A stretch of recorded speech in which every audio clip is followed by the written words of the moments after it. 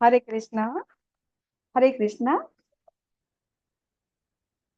ISKCON Mangaluru થી ચાલતા શ્રીમદ હરે કૃષ્ણ માતાજી બેન ક્લાસમાં વતરામ. આપ સૌનું ખૂબ ખૂબ સ્વાગત છે. યસ માતાજી. હરે કૃષ્ણ હિનાબેન ત્રિવેદી માતાજી, હરે કૃષ્ણ મનસુખભાઈ માતાજી. પ્રભુજી, ઉર્મિલા માતાજી, પરેશા પ્રભુજી, હરે કૃષ્ણ, મેહુલ પ્રભુજી, નીલપા માતાજી, રીટાબા જાડેજા માતાજી, હરે કૃષ્ણ, આરતી માતાજી, વેલુબા વાઘેલા પ્રભુજીના ઘરેથી છો માતાજી આપ? યસ. બીના માતાજી, હરે કૃષ્ણ. આઈફોનમાં પ્રભુજી પાછું આપ નામ રીનેમ કરી દો તમારું. પ્રભુજી શું નામ છે આપનું?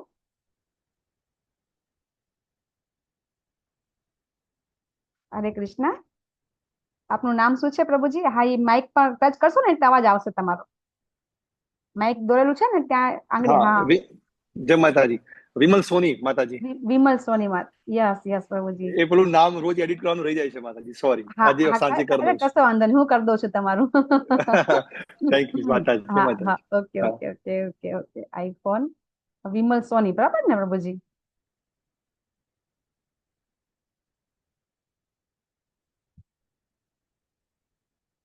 તમારું નામ લખી નાખું છું, વિમલ સોની પ્રભુજી, બરાબર છે? તમારું થઈ ગયું નામ. હા, વિમલ સોની પ્રભુજી આજે થઈ ગયું તમારું નામ. નેતલબેન માતાજી, હરે કૃષ્ણ. આશાબેન પટેલ માતાજી, રોહિત પ્રભુજી, નિરાલી માતાજી, હરે કૃષ્ણ. અ, આપ સૌનું જેટલા વિડીયો બધાના ચાલુ છે એ બધાને ખૂબ ખૂબ ખૂબ સ્વાગત કરું છું. હરે આપણે કૃષ્ણ માતાજી, દંડવત પ્રણામ. હરે કૃષ્ણ. હરે કૃષ્ણ. હરે કૃષ્ણ. કિશોરભાઈ પટેલ પ્રભુજી, હરે કૃષ્ણ. પાયલબા ઝાલા માતાજી, સંગીતા માતાજી, હરે કૃષ્ણ. આપ સૌનું ખૂબ ખૂબ સ્વાગત છે. આપણે મંગળાચરણ લેશું પેલા, અને આપ સૌ પણ પોતપોતાની જગ્યાએ જોઈને બોલી શકો છો, બરાબર? મંગળાચરણ. ઓમ અજ્ઞાનતિમિરાંધસ્ય જ્ઞાનાંજનશલાકયા ચક્ષુરુન્મિલિतं येन તસ્मै શ્રી ગુરુવે નમઃ. श्रीचैतन्यमनोभीष्टं स्थापितं येन भूतले स्वयं रूपः कदा मह्यं ददाति स्वपदान्तिकं। वन्देऽहं श्रीगुरुः श्रीयुतपदकमलं श्रीगुरुन् वैष्णवांश्च श्रीरूपं साग्रजातं सहगण रघुनाथान्वितं तं सजीवं साद्वैतं सावधूतं परिजनसहितं श्रीकृष्ण चैतन्य देवं श्री राधा कृष्ण पादान् सहगण ललिता श्री विशाखान्वितांश्च हे कृष्ण करुणा सिंधो दीनबंधो जगत्पते गोपेश गोपिका कांत राधा कांत नमोस्तुते। तप्त कांचन गौरांगी श्री राधे वृंदावनेश्वरी वृषभानुसुते देवी प्रणमामि हरिप्रिये। वाञ्छाकल्पतरुभ्यश्च कृपा सिन्धुभ्य एव च पतितानां पावनेभ्यो वैष्णवेभ्यो नमो नमः।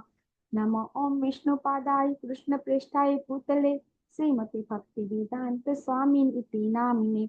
नमस्ते सरस्वती देवे गौरवाणी प्रचारिणे निर्विशेष शून्यवादी पाश्चात्य देशतारिणे। जय श्री कृष्ण चैतन्य प्रभु नित्यानंद श्री अद्वैत गदाधर श्रीवासादि गौर भक्तवृंद। हरे कृष्ण कृष्ण कृष्ण हरे हरे हरे हरे हरे, राम हरे हरे राम, राम हरे राम, हरे राम हरे। राम, हरे हरे। હરે હરે કૃષ્ણ. હરે કૃષ્ણ, હરે કૃષ્ણ. હરે ખૂબ ખૂબ કૃષ્ણ. સ્વાગત છે. આજે આપણે બધાનો મીટિંગનો 5મો દિવસ છે. આપ હરે સૌનો કૃષ્ણ માતાજી. ધન્યવાદ. હરે કૃષ્ણ. રતિલાલ પ્રભુજી, અવાજ ઉપરથી ખબર પડી જાય છે. ખૂબ ખૂબ આપનું સ્વાગત છે પ્રભુજી. તો હા, હવે હરે આપણે હરે કૃષ્ણ. નિરાલી માતાજી, હરે કૃષ્ણ. તો આપણે આજે કર્મયોગ, આપણને થશે કે બીજી વાર કર્મયોગ આવ્યો ને, એક વાર કર્મયોગ આવ્યો, પાછો બીજી વાર આવ્યો.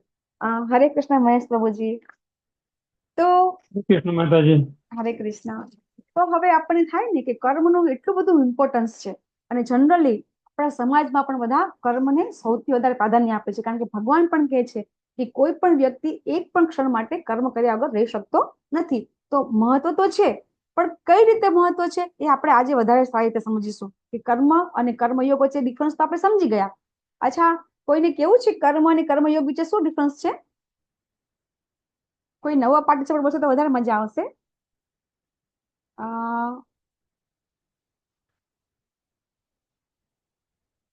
આશાબેન પટેલ માતાજી તમે કહી શકશો? અચ્છા, પાયલબા માતાજી તમે કહી શકશો કર્મ અને કર્મયોગ વચ્ચે શું ડિફરન્સ છે?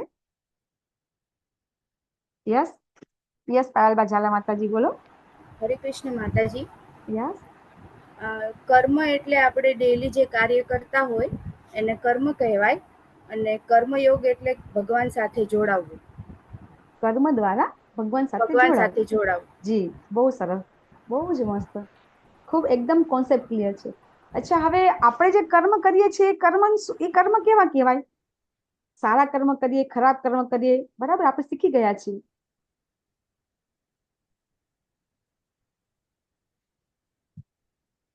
કોઈ બી બોલી શકો છો. ભૌતિક કર્મ. યસ, ભૌતિક કર્મ કે જે આપણે આપણા માટે કરીએ છીએ, બરાબર. પછી પુણ્ય કર્મ હોય કે કઈ બી હોય, સકામ કર્મ આપણે વધારે બધા 99% લોકો આપણે જે અત્યારે બધા જગતમાં રજોગુણી લોકો હોય છે, આપણે આગળ સમજીશું કેવી રીતે.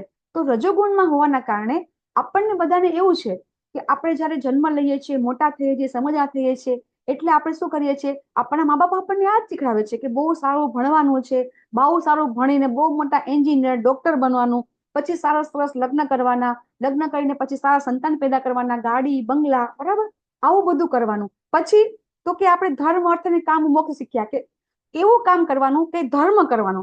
હવે ધર્મ આપણે કોને કહીએ છીએ કે દાખલા તરીકે આપણે જે પુણ્ય કર્મ કરીએ, બરાબર, કે આપણે કોઈ અનાથ આશ્રમમાં દાન કરીએ કે પછી કોઈ મંદિરમાં દાન કરીએ, તો આપણે આને આ પુણ્ય કર્મ કહેવાય છે, બરાબર. તો એ પુણ્ય કર્મ છે, એ પુણ્ય કર્મ વધારે આપણે કરતા હોઈએ છીએ, અને પુણ્ય કર્મનું પણ બંધન લાગે છે.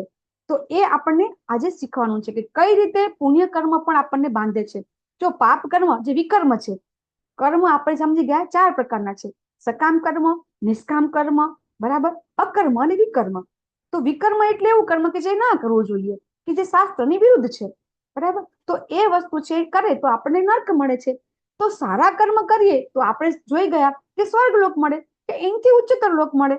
પણ ભગવાન આપણને સમજાવે છે કે ક્ષીણે પુણ્ય મૃત્યુ લોકમ વિસંતિ, કે જ્યારે આપણા કર્મ, સારા કર્મના જે ફળ છે એ સમાપ્ત થઈ જાય તો પાછું અહીં જવું પડે છે, ફરીને પાછું આપણે અહીં જવું પડે છે. તો પુણ્ય કર્મ પણ બંધન થાય છે. આગળ આપણે 14મા અધ્યાયમાં 17મા અધ્યાયમાં સમજીશું કે કેવી રીતે કર્મ છે એ 3 પ્રકારની સાંકળ જ છે, બંધન જ છે. તો શું કર્મ, પુણ્ય કર્મ નહીં કરવાના? દાખલા તરીકે કોઈ વ્યક્તિ છે, અત્યારે આપણે સમાજમાં બધા જનરલી આપણે આટલા જેટલા બેઠા છીએ એટલા બધા પુણ્ય કર્મ કરીએ જ છીએ. આપણે કંઈ પણ આપણને કોઈ ગરીબ વ્યક્તિ દેખાય, પછી કે આપણને કોઈ એમ જરૂરિયાતવાળી વ્યક્તિ હોય તો આપણે તરત એને મદદ કરતા હોઈએ છીએ. તો ભગવાન એમ કે છે કે આ કર્મ પણ તમને બંધનમાં નાખે છે. તો પછી શું કર્મ નહીં સારા કરવાના? બરાબર, તો એ પણ આપણે સમજીશું કે સારા કર્મ ભગવાન આપણને 17મા અધ્યાયમાં સમજાવશે કે દાન, યજ્ઞ અને તપ ક્યારેય છોડવાના નથી. પણ કેવી રીતે કરવાના છે એ આપણે સમજવાનું છે. દાન કરીએ તો કોને, કઈ જગ્યાએ અને કેવી રીતે, એ વસ્તુ આપણને ભગવદ્ ગીતામાંથી સમજવા મળે છે. તો હવે અર્જુનજીનું કન્ફ્યુઝન આપણે 3જા અધ્યાયથી જોઈ ગયા કે સૌથી પહેલા આપણે થોડું રિવિઝન કરી લઈએ કે પહેલા અધ્યાયમાં શું હતું. થોડું કોઈને કેવું હોય તો કહી શકે છે 2 મિનિટમાં ફટાફટ. પહેલા અધ્યાયમાં શું હતું? ફટાફટ બોલો, ચાલો, બધાને આવડે જ છે, ફટાફટ બોલા માટે. પહેલા અધ્યાયમાં શું હતું? સૈન્ય નિરીક્ષણ. સૈન્ય નિરીક્ષણ, યસ. પછી શું હતું? અર્જુનના 4 જણની મનસ્થિતિ. હરી બોલ, વિના માતાજી નો અવાજ આવી ગયો. દુર્યોધન, અર્જુન અને હા, દુર્યોધન, અર્જુન અને ધૃતરાષ્ટ્રની મનસ્થિતિ અને ધૃતરાષ્ટ્ર. યસ. પછી અર્જુનને દલીલ છે કે મારે યુદ્ધ કરવું નથી, તો એના માટે ઈ 4, યસ આશા માતાજી, 4 કારણ આપે છે. એ 4 કારણ બોલી દેજો ફટાફટ. કયા કારણ હતા અર્જુનજીને નહીં લડવા માટેના? કરુણા. યસ. કરુણા. કોઈ આનંદ નથી, પાપનો ભય, કોઈ આનંદ નથી, પરંપરાનો નાશ યસ. અને અનિર્ણયતા. હરી બોલ, બહુ સરસ. અને આ જે પ્રશ્ન છે, યાતનાઓ હતી. યસ, 6 યાતનાઓ. હા, આતતાઈઓને આપણને જે તકલીફ આપતા હોય એને આપણે હણવા જોઈએ. એ પણ ભગવાને આપણને પહેલા અધ્યાયમાં સમજાવ્યું, બરાબર. અને શંખનાદ પડાવે ને, શંખનાદ, હા, શંખનાદ, કે જેનાથી ભગવાનના જે શંખ હતા, પાંડવોના જે શંખ હતા, એ દિવ્ય શંખ હતા. આપણે જો આગળ લેવલ 2 માં તમે બધા આવશો તો એ આપણે ડિટેલમાં સમજીશું કે કઈ રીતે શંખનાદ છે એ આપણા ખૂબ જ જેને કહેવાય કે એનો બી યુદ્ધ ભૂમિની અંદર ખૂબ જ મહત્વ છે. તો આ બધું આપણે સમજી ગયા. બરાબર. હરે કૃષ્ણ આરતી માતાજી. હરે કૃષ્ણ. હરે કૃષ્ણ માતાજી. સુરક્ષા માતાજી કો હોસ્ટ આપજો. કોને આપું? સુરક્ષા માતાજી. માતાજી હેન્ડ રેઝ કરશો? હરે કૃષ્ણ. સુરક્ષા માતાજી.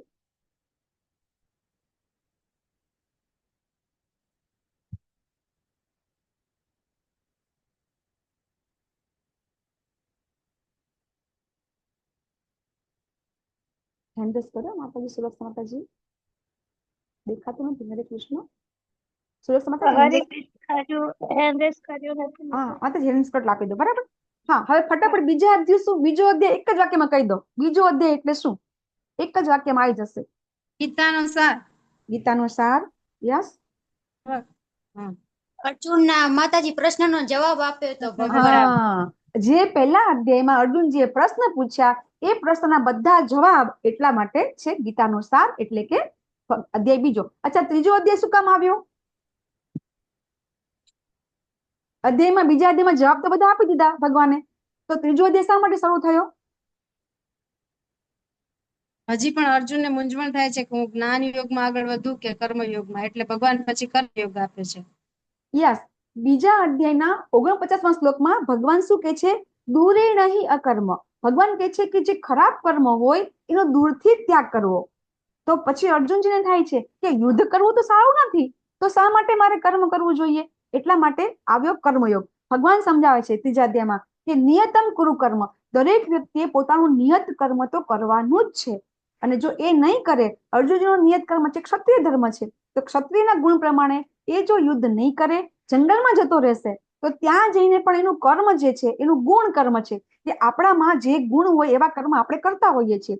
તો ત્યાં પણ જ્યારે વનમાં કોઈની ઉપર અન્યાય થશે, તો અર્જુનજી ત્યાં એનું શસ્ત્ર ઉઠાવી લેશે, ભલે સંન્યાસ લીધો હોય એને. ત્યારે જે કોઈ વ્યક્તિ અન્યાય હશે એની મારશે. તો ભગવાન કહે છે કે તો જો તું એવું કરીશ ને, કે જો ત્યાં કોઈને અન્યાય થતો હશે અને તું મારીશ ને, તો તને કર્મનું બંધન લાગશે. કઈ રીતે લાગશે એ આપણે હવે થોડું સમજીએ. કે જો અર્જુનજી ભગવાનના કીધા પ્રમાણે કરશે યુદ્ધ, તો એને બંધન નહીં લાગે. પોતાના મરજી પ્રમાણે કરશે તો એને બંધન લાગશે. આ જ આપણે ટેકઆઉટ છે આપણો, કે આપણે ભગવાન કે એમ કરીશું તો ક્યારેય બંધન લાગશે નહીં. કોઈ ખરાબ કર્મ, કે દાખલા તરીકે ક્રોધ, તો હનુમાનજીએ ક્રોધ કર્યો હતો. શ્રી રામની પ્રસન્નતા માટે ક્રોધ કરીને લંકા બાળી દીધી હતી. ત્યાં ઘણા જીવજંતુ મરી ગયા હતા. તો આપણે ક્યારેય એવું સાંભળ્યું કે હનુમાનજીને પાપ લાગ્યું? નથી લાગતું. ભગવાન કે એમ કરવાથી પાપ નથી લાગતું. બરાબર. જ્યારે ભીમને છેલ્લે દુર્યોધનને મારવાના હતા, તો આપણને ખબર છે કે જે યુદ્ધના નિયમો પ્રમાણે કે શરીરના અમુક ભાગ ઉપર આપણે એને મારી શકાતા નથી, અથવા તો એને અહીંયા ઘાત થતો નથી. છતાં પણ ભગવાને ભીમને ઈશારાથી કીધું કે તારે એને મારી નાખવાનો છે. તો ભીમે મારી નાખ્યો, તો ભીમને પાપ લાગ્યું છે? ક્યાંય આપણને એવું ઉલ્લેખ છે કે ભીમને જેને કહેવાય કે પાપ લાગ્યું છે? નથી લાગતું. બરાબર. તો એ રીતે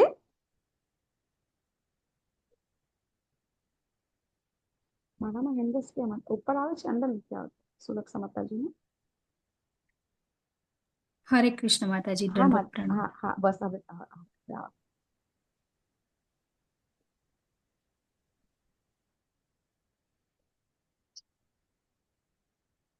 ઊંધું આવે છે.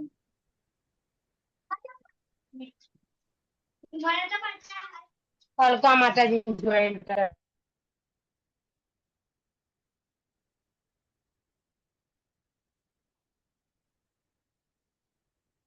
નથી થતું માતાજી તમારું, મારું પોસ્ટ નથી અપાતું મારાથી.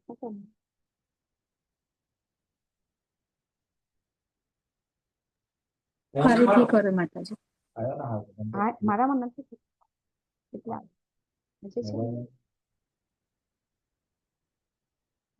ચલો આપણે ચાલુ કરીએ. બરાબર છે. તો હવે આપણે સમજી ગયા કે અર્જુનજીને ભગવાને ત્રીજા અધ્યાયમાં કર્મ કરવાનું કીધું, પણ અર્જુનજીને ભગવાને ત્રીજા અધ્યાયની અંદર જ ભગવાને બધું સમજાવી દીધું. બરાબર. કે કઈ રીતે કર્મ કરવાનું. તો આપણે એમાં શું શું સમજ્યા હતા? ત્રીજા અધ્યાયમાં આપણે 2 પ્રેક્ટિકલ કામ સમજ્યા હતા, કે આપણે ભગવાનને ભોગ ધરાવીને આપણે આપણું જે અન્ન છે ગ્રહણ કરવું જોઈએ. તો એનો કયો શ્લોક હતો? કોઈને યાદ છે? ત્રીજા અધ્યાયમાં એક શ્લોક આવી ગયો કે જેમાં ભગવાને કીધું છે કે મને ધર્યા વગર ખાશો તો પાપ લાગશે. તો એવો કયો શ્લોક હતો? એ યજ્ઞ શિષ્ટાશીના સંતો. યસ. યજ્ઞ શિષ્ટાસીન સંતો મુચ્યંતે સલતી વિસહ. આ શ્લોકમાં ભગવાને કીધું કે તમારે કંઈ પણ કરવું હોય, કોઈ પણ તમારું ફળ હોય તો કે પેલા મને અર્પણ કરો, એટલે કે પેલા મને ધરાવો અને પછી તમે ખાઓ, તો ક્યારેય તમને પાપ લાગશે નહીં. અને પછી બીજો એક પણ શ્લોક હજી એક આવ્યો હતો,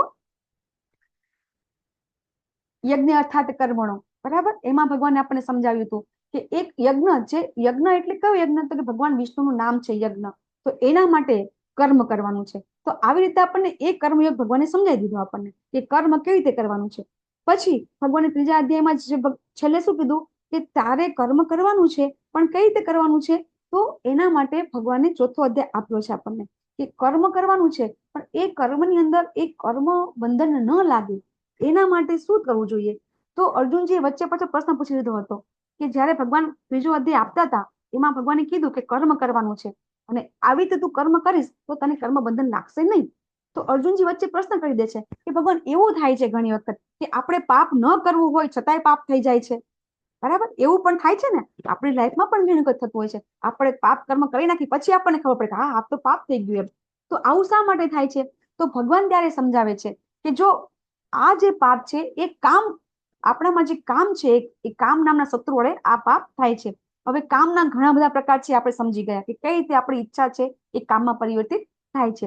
તો આ કામને જીતવો હોય, ભગવાન એના સ્થાન પણ બતાવ્યા, મન, બુદ્ધિ અને ઇન્દ્રિયો છે એના સ્થાન છે, ભગવાને સ્થાન બતાવ્યા. પછી ભગવાને એમ કીધું કે જો તમારે કામને જીતવો હોય તો આધ્યાત્મિક જ્ઞાન લેવું જરૂરી છે.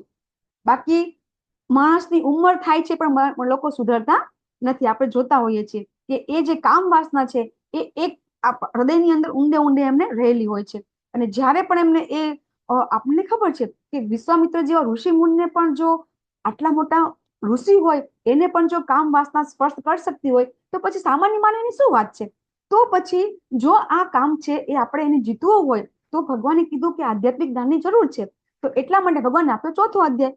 ને ચોથા અધ્યાયમાં આપણે ગઈકાલે દિવ્ય જ્ઞાન લીધું, આપણને ભગવાને બહુ સરસ જ્ઞાન આપ્યું. અને પછી છેલ્લે પછી ભગવાન શું કહે છે કે તું આ દિવ્ય જ્ઞાન રૂપી નૌકામાં સવાર થઈ અને જે અજ્ઞાન છે એ અજ્ઞાનને જ્ઞાન રૂપી શસ્ત્ર વડે કાપીને ઉભો થા અને યુદ્ધ કર.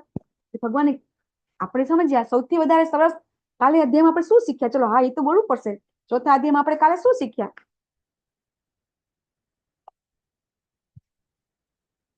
હરે કૃષ્ણ. બહુ સરસ કાલનો અધ્યાય, બહુ એટલે બહુ ઇમ્પોર્ટન્ટ અધ્યાય હતો દિવ્ય જ્ઞાન આપણો. હરે કૃષ્ણ માતાજી. હરે કૃષ્ણ માતા.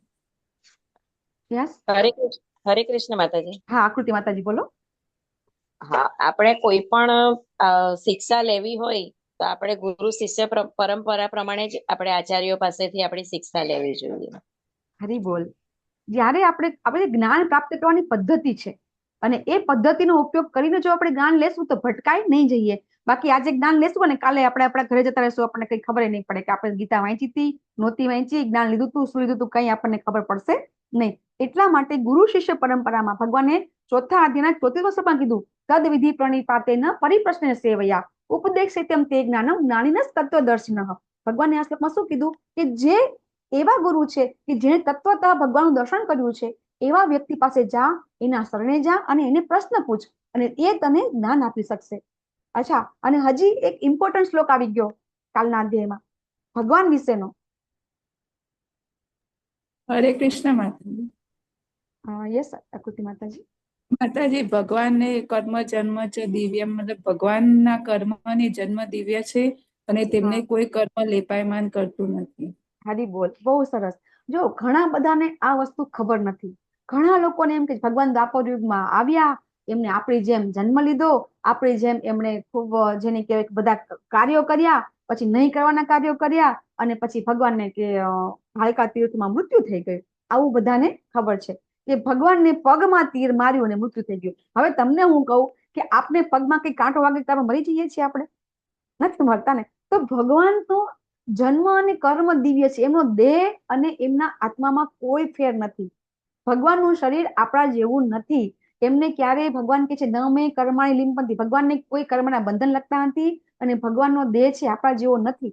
તો ભગવાન સ્પષ્ટ કે છે કે જન્મ કર્મ ચ મે દિવ્યમ યો મે વેતિ તત્વતઃ. ભગવાન કે છે કે મારો જન્મ અને કર્મ છે એ દિવ્ય છે. તો કે ત્યક્ત્યા દેહ પુનર્જન્મ નેતિ મામેતિ સો અર્જુન. ભગવાન આ શ્લોકમાં કે છે કે જો આટલું કોઈ વ્યક્તિ જાણી જશે ને તો પણ એનો જન્મ બીજી વાર થશે ત્યક્ત્યા દેવ, આ દેહ જન્મ્યા ત્યાગ કર્યા પછી એનો બીજો જન્મ થશે નહીં. આ વસ્તુ છે એ ભગવાને ભગવદ ગીતામાં કાલે આપણને સમજાવી. તો હવે જે ભગવદ ગીતામાં જ્ઞાન આપ્યું, આપણે ગઈકાલે કાર્ડની સ્લાઇડ જોઈ, બ્રહ્માજીનું આયુષ્ય જોયું, બરાબર, અને એ પ્રમાણે આપણે કઈ રીતે આપણું જીવન છે એ આપણે પણ જોયું. અને આ જ્ઞાન છે એ જ્ઞાન લેવું શા માટે જરૂરી છે એ પણ આપણે જોયું. તો હવે આ જ્ઞાનનો ઉપયોગ કરી અને કઈ રીતે કર્મ કરવાનું છે એ જે આપણે આજે શીખવાનું છે. તો આ અધ્યાયની અંદર સૌથી પહેલા તો અર્જુનની મૂંઝવણ થશે પાછી, કારણ કે ભગવાને પાછું શું કીધું કે તું જ્ઞાન પ્રાપ્ત કર અને પછી યુદ્ધ કર. તો હવે અર્જુન પાછા પ્રશ્ન કરશે. અર્જુન પૂછે છે, સંન્યાસમ કર્મણા કૃષ્ણ પુનર્યોગમ ચ સંસસી યશ્રેય એતયોરેકમ તન્મે બ્રૂહિ સુનિશ્ચિતમ. અર્જુનજી પાછી અહીંયા યત શ્રેય શબ્દ આવ્યો. પાછા અર્જુનજી પોતાના માટે જે કલ્યાણકારી હોય એ કહેવા માટે ભગવાનને પાછા પોતે વિનંતી કરી રહ્યા છે. ભગવાનને કહે છે કે ભગવાન સંન્યાસમ કર્મણા, તમે પેલા મને કર્મનો ત્યાગ કરવાનું કીધું અને પછી હવે તમે મને ભક્તિ, હવે શું કહો છો, પુનર્યોગમ ચ સંસચી. હવે અહીંયા યોગ એટલે આપણે કેમ ભક્તિ યોગ આપીએ છીએ, તો આપણે છઠ્ઠા અધ્યાયમાં સમજીશું કે યોગી નામ અપી સર્વેશામ મદગતેન અંતરાત્મના શ્રદ્ધાવાન ભજતે યોમાં સમે યુક્ત તમ મત. તો સર્વ યોગોમાં શ્રેષ્ઠ યોગ ભગવાન છે એ ભક્તિ યોગને આપે છે. એટલા માટે અહીંયા અર્જુનજી એમ કે છે, અહીંયા આપણને આ શ્લોકના અર્થમાં આપણે એમ કહીએ છીએ કે ભગવાન તમે કર્મ કરવાનું કહો છો, ભક્તિપૂર્વક કર્મ કરો, કે સંન્યાસ કરવાનું કહો છો, કે કર્મનો ત્યાગ કરવાનું કહો છો. અર્જુનજી સમજી શકતા નથી. એકચ્યુઅલી અર્જુનજી એમ નથી સમજી શકતા કે તમે જે કર્મ કરવાનું કહો છો એ કર્મ જ્ઞાન સાથે કેવી રીતે કરાય. આપણને પણ એ જ સમજાવવાનું છે કે આપણે જે કર્મ કરીએ છીએ એ કર્મને ભગવાનને અર્પણ કરીને કઈ રીતે કરી શકાય એ આપણે પણ શીખવાનું છે. તો કયું કર્મ સારું? હિમાલયમાં જીવે સંન્યાસ લેવો એટલે શું? હિમાલયમાં જઈને તપ કરવું. આજે હું તમને એમ કહું, આપણે આટલા 60 જણા બેઠા છીએ, 61 જણા, બરાબર, તો આપણામાંથી આપણને કોઈ વ્યક્તિને એવું થઈ શકશે ખરું કે બધું છોડીને આપણે હિમાલયમાં તપ કરીએ? આપણાથી થઈ શકશે ખરું? બરાબર, આપણે થોડીક ઠંડી વધારે પડે છે ને તોય આપણે રહી શકતા નથી. તો હિમાલયમાં તો બહુ ઠંડી પડે છે. પણ હું તમને એમ કહું કે તમે જે કામ કરો છો એ કામ જ કરતા રહો. બરાબર, આપણે સવારે ઉઠીએ છીએ, બપોરે રસોઈ બનાવીએ છીએ, જોબ પર જઈએ છીએ, ધંધો કરીએ છીએ, એ બધું આપણે કરવાનું જ છે. પણ એ કરતા કરતા આપણે ભગવાનનું નામ લેવાનું છે. ભગવાન આપણને સમજાવે છે, ભગવદ ગીતામાં ભગવાન કહે છે, બરાબર, ભગવાન પેલા એમ કે છે કે મામ અનુસ્મરચ યુદ્ધ કર. ભગવાન કહે છે પેલા મારું સ્મરણ કર અને પછી યુદ્ધ કર. કર્મ કરવાનું છે પણ પહેલા ભગવાનનું નામ લેવાનું છે. સવારમાં આપણે ઉઠીએ, મંગળા આરતી કરીએ, ભગવાનનું નામનું જપ કરીએ, સવારે ભગવદ ગીતા ભાગવતમના ક્લાસ કરીએ, પછી આપણે બહુ સરસ શાંતિથી બધું આપણું કામ પતી જાય, પછી જોબ પર જઈએ, તો આપણો જે દિવસ છે ઓટોમેટિક સારો જશે. કારણ કે સવારમાં આપણે ભગવાનનું સ્મરણ કરી લીધું છે અને પછી આપણે આપણું કર્મ કરીશું તો આપણા મનમાં ભગવાનનું સ્મરણ રહેશે જ, નહીં રહે એવું નહીં થાય. તો આપણે આપણું કર્મ કરતા કરતા આપણે ભગવાનનું સ્મરણ કરવાનું છે. અને જે બી કર્મ કરીએ છીએ ભગવાને આપણને ત્રીજા અધ્યાયમાં સમજાવ્યું કે એ કર્મના ફળ છે એ ભગવાનને સમર્પિત કેમ કરવાના છે એ પણ આપણે સમજી ગયા કે આપણે જે બી કર્મ કરીએ છીએ એવા કર્મનો ફળ ઉપર આપણો અધિકાર નથી. કારણ કે આપણે આ જ્યારે દુનિયામાં જન્મ લીધો ત્યારે આપણે કંઈ લઈને આવ્યા નથી. તો આપણે જે કંઈ નોકરી કરીએ છીએ, ધંધો કરીએ છીએ, એનાથી જે આપણે ધન પ્રાપ્ત કરીએ છીએ, આપણને એમ થાય છે કે આ આપણી મહેનતનું ફળ છે. પણ આપણે ગઈકાલે સમજી ગયા કે આ મહેનત જે કરવાનું સામર્થ્ય છે એ પણ ભગવાન જ આપણને આપે છે. તો પછી આપણે જે કંઈ અર્જિત કરીએ છીએ એ પહેલા આપણે ભગવાનને સમર્પિત કરવું જોઈએ અને પછી એનો ઉપયોગ કરવો જોઈએ. ઈશોપનિષદની અંદર એક મંત્ર આવે છે, ઈશાવાસ્ય ઇદમ સર્વમ યત કિંચત જગત્યા જગત. એમાં ઈશોપનિષદનો પહેલો જ મંત્ર છે. એની અંદર આપણને એવું સમજાવવામાં આવે છે કે આ જગતની અંદર જે નિર્જીવ કે સજીવ જે કંઈ પણ છે એ બધું ભગવાનની માલિકીનું છે અને એમના નિયંત્રણમાં છે. આ જગતમાં જે પણ કંઈ છે એ બધું ભગવાનનું છે. તો પછી એ શ્લોકમાં આગળ કહેવામાં આવે છે, તેન ત્યક્તેન ભુંજિતા મા ગૃધઃ કસ્યમ સિદ્ધનમ. તો પછી આ જે બધી વસ્તુ છે એ બધી વસ્તુને આપણે ભુંજિતા એટલે સ્વીકાર કરવાનો છે. તો કેટલો? તો કે જેટલો આપણા માટે ગૃધ સિદ્ધનમ, કે જેટલો આપણા માટે ભગવાને અલગ જ ભાગ આપેલો છે. દાખલા તરીકે કોઈ ગાય છે, એ ગાય ઘાસ ખાય છે અને એ દૂધ આપે છે, તો ક્યારે ગાય છે દૂધ પીવે છે? નથી પીતી ને. એ આપણા માટે છે. તો ભગવાને અલગથી આપણા માટે ફાળવેલું જ છે. અમુક વસ્તુ છે જે આપણે ભોગવવાનું છે, એ બધી વસ્તુ ભગવાને આપણને અલગથી આપેલી જ છે. તો ઈશોપનિષદમાં આપણને આ વસ્તુ સ્પષ્ટ સમજાવે છે કે તમારી માલિકીનું જે છે એ જ વસ્તુ તમારે લેવી જોઈએ, બીજી ન લેવી જોઈએ. તો આવું આપણે ક્યારેય કોઈ આપણને સમજાવ્યું નથી અને આપણે ક્યારેય આવું સમજ્યા નથી. આપણને તો કેવું છે, બીજાનું છે વધારે સારું લાગે છે, બરાબર ને? જે સાડી આપણે પહેરી હોય એ સાડી કોઈ બીજાએ પછી જો પહેરી હોય ને તો આપણને આપણી સાડી ખરાબ ન લાગે. આપણે ગમે એટલી સાડી સાડી હોય ને તો આપણને પેલી સાડી સારી લાગે. કારણ કે આપણામાં જે આ એક ગુણ છે એ આપણે જન્મજાત આપણને આવી ગયો છે. 14મા અધ્યાયમાં આપણે સમજીશું કે કેમ એવું થાય છે, બરાબર? તો આપણને હવે એટલા માટે જ આ આધ્યાત્મિક જ્ઞાન લેવાનું છે કે જેથી કરીને આપણને ક્યારેય બીજાની વસ્તુ ઉપર આપણને તરાપ મારવાની ઈચ્છા થશે નહીં, બરાબર? તો હવે કર્મ સારું કે કર્મ સંન્યાસ સારું? હવે કર્મ સંન્યાસ એટલે શું? કે એવું નથી કે આપણે કર્મમાં સંન્યાસ લઈ લેવાનો છે અથવા તો આપણે કર્મ કરવાનું છોડી દેવાનું છે. સંન્યાસ લીધા પછી પણ સંન્યાસીને કર્મ કરવું પડે છે. કોઈ આપણને નાના હતા તો આપણને એક મસ્ત આપણે વાક્ય આવતું હતું કે સુતેલા સિંહના મોઢામાં હરણ પ્રવેશી શકતું નથી, બરાબર? તો સિંહને પણ હરણ એને પોતાનું ભોજન કરવા માટે એને ઊભું થઈ અને હરણને મારવા જવું પડશે. તો જંગલમાં જઈને કોઈ સંન્યાસ લઈ લેશે ને તો ત્યાં પણ એને કર્મ કરવું પડશે. તો જે કર્મ સંન્યાસ એટલે શું? તો આપણે મનથી ત્યાગ કરવાનો છે. કર્મમાં સંન્યાસ લેવાનો છે મનથી. કે મનથી આપણે જે બધા કર્મ છે એ કર્મનો મનથી ત્યાગ કરવાનો છે. દાખલા તરીકે મને બહુ સરસ બધું ખાવાની ટેવ છે, તો મને બહુ બધી વસ્તુ અલગ અલગ અલગ અલગ બધાને જેને કહેવાય કે ટેસ્ટફુલ ખાવાની ટેવ હોય છે. તો એ ટેસ્ટફુલ ખાવાની જે ટેવ છે કેવી રીતે જશે? તો જ્યારે આપણે ખાઈએ છીએ એ જ વસ્તુ ભગવાનને ધરાવીશું અને પછી ક્યારેય ભગવાનને ધરાયા વગર નહીં ખાઈએ તો ઓટોમેટિક જ્યારે કોઈ વસ્તુ બહુ સરસ થશે પણ એ ભગવાનને ધરાયેલું નહીં હોય તો આપણે નહીં ખાઈએ. આપણને ઓટોમેટિક એ ભાવના આવી જશે કે ના, આ ભગવાનને અર્પણ કરવું નથી ને, આમાં તો પાપ હોય, આ આપણે ખવાય નહીં. આવું આપણને ઓટોમેટિક મનમાં થઈ જશે. એટલે જે વસ્તુ છે એ આપણે જે ત્યાગ કરવાનો છે, પણ એ ત્યાગ કેવું છે, ધીરે ધીરે કરવાનો છે. એકદમ આપણે ઘર છોડીને જતું રહેવાનું નથી. ભગવાને ભગવદ ગીતામાં અર્જુનજીને ક્યારેય સંન્યાસ લેવાનું કીધું નથી. જ્યારે અર્જુનજી કહે છે કે હું વૈરાગ્ય લઈ લઉં ત્યારે ભગવાન ના પાડે છે. તો એના કરતા આ જે કર્મ છે કે જે ભગવાનની પ્રસન્નતા માટે થાય એવું કર્મ કરીએ તો એ કર્મ છે એ આપણો એક જાતનો સંન્યાસ પણ છે. દાખલા તરીકે અત્યારે જે અમારા પાછળ તમને મંદિર દેખાઈ રહ્યું છે, બરાબર? એ મંદિરના જે આપણા જે પ્રેસિડેન્ટ છે, તો એ પ્રેસિડેન્ટ અત્યારે શું કરે છે? તો કે આપણું એક ગીતાની એક બીજી કોલેજ બની રહી છે. તો એ સવારથી સાંજ સુધી કોલેજમાં મગ્ન હોય કે ક્યાં સિમેન્ટ આવી કે શું, કે પછી પથરા આવ્યા કે નહીં, માટી આવી કે નહીં, અથવા તો કડિયા આવ્યા કે નહીં, પેલા આવ્યા કે નહીં. તો એનું ધ્યાન છે ને 24 કલાક એમાં જ હશે કે આ બિલ્ડિંગ ક્યારે થશે. તો કોઈ બીજી વ્યક્તિ, ભૌતિક વ્યક્તિ જોવે તો એને એમ થાય એટલે આ તો આપણા જેવી જ છે, કે આપણે મકાન બનાવતા હોય તો આપણું ધ્યાન પણ આપણા મકાનમાં જોઈએ કે સિમેન્ટ આવી કે નહીં, કડિયા આવ્યા કે નહીં. તો એ ધ્યાનમાં રાખવામાં અને આપણા ધ્યાન રાખવામાં શું ફેર છે? તો આપણે આપણા માટે ઘર બનાવી છે અને આપણું ધ્યાન આપણા ઘરમાં છે. જ્યારે એ પ્રેસિડેન્ટ છે એ ભગવાનની પ્રસન્નતા માટે ગીતાની કોલેજ બનાવી રહ્યા છે કે ભવિષ્યમાં એમાં બીજા બધા ભક્તો આવશે, બાળકો આવશે, એ ભણશે, ભગવાનનું જ્ઞાન લેશે અને એ જ્ઞાન થકી એ વ્યક્તિ ભગવદ્ધામ જશે. તો એનો જે ગોલ છે એ કેવો છે? એકદમ ઊંચો છે. જે કામ આપણે કરીએ છીએ એવું જ કામ એ કર્યા છે, છતાં પણ એ કામને સંન્યાસ કહેવાય છે, સંન્યાસયુક્ત કર્મ કહેવાય છે. અને આપણે જે કામ કરીએ છીએ એ ભૌતિક કામ કહેવાય છે. બસ આટલું જ આપણે ફેરફાર કરવાનો છે. તો ભગવાન એમ કે છે, બરાબર? હવે ભગવાન સંન્યાસી કોને કહેવાય એ મેં તમને કીધું ને, એ જ ભગવાન સમજાવે છે કે ભગવાન એમ કે છે કે સંન્યાસી સારો છે, ખરાબ નથી. સંન્યાસી જે લોકો સંન્યાસ લે છે એ સંન્યાસ પણ સારો છે. ભગવાન એમ કે છે કે મુક્તિ માટે તો કર્મનો ત્યાગ અને ભક્તિયુક્ત કર્મ બંને ઉત્તમ છે.